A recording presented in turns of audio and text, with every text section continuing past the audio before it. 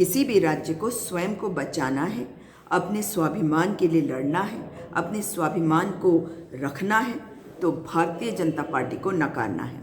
Bharatiya Janata party का चाल चरित्र और चेहरा।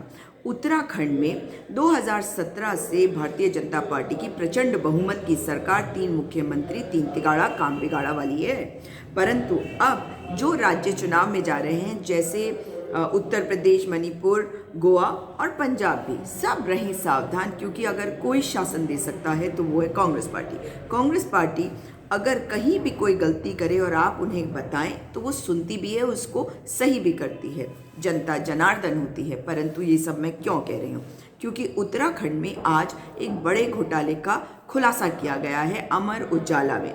अमर उजाला की एक खबर के हिसाब से जो अखिल भारतीय आयुर्विज्ञान संस्थान है ऋषिकेश में, वहाँ की भर्ती प्रक्रिया पर बहुत सारे सवाल उठाए गए हैं। इसमें बताया गया है कि यहाँ पे सीबीआई का छापा हुआ, और अभी सीबीआई का छापा क्यों हुआ, उसमें क्या पाया गया, ये पता लगाने की बात होती है।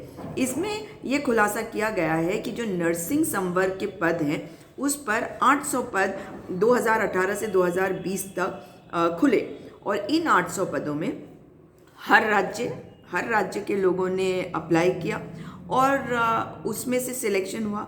मगर क्या ये पॉसिबल है कि एक ही राज्य से जो है 75% भर्तियां हो जाएं? जी हाँ, 800 में से 600 भर्तियां हुई केवल राजस्थान से। तो केवल एक ही राज्य राजस्थान से इतने सारे लोगों का यहाँ भर्ती होना, ये सवाल उठाता है भाजपा की जो सरकार है यहाँ पर, उस पर। अब तो वो जा ही रही है, परंतु सवाल फिर भी उन पर ही रहेगा। कितना बड़ा भ्रष्टाचार है। अब इसमें पता चलता है कि 6 लोग एक ही परिवार के हैं जिनको एम्स ऋषिकेश में नौकरी मिल गई। अब यहाँ के जो पीआरओ है हरीश मोहन थपलियाल, उनको कोट करते हुए इस अखबार की जो न्यूज़ है, इसमें कहा गया है कि इसमें सभी तरह की जो नियम कायदे हैं उनको पूरा करा गया, और जो योग्य थे वो किसी एक राज्य से हों, ये कोई विषय नहीं है।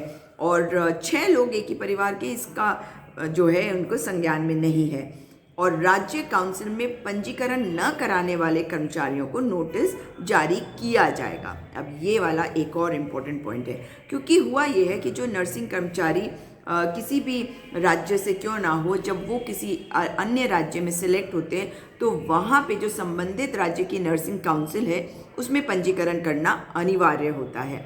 और यहाँ पर जो इतने सारे जने भर्ती कर लिए गए, इनमें से किसी ने भी अपना उत्तराखंड नर्सिंग काउंसिल में पंजीकरण नहीं कराया है, जबकि ये काम कर रहे हैं एम्स ऋषिकेश में। सवाल उठता है या नहीं?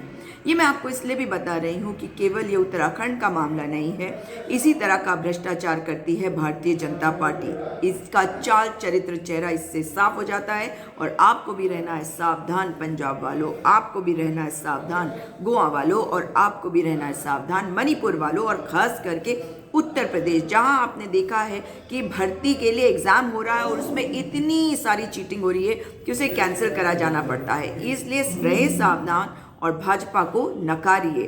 पंजाब, उत्तर प्रदेश, मणिपुर और गोवा।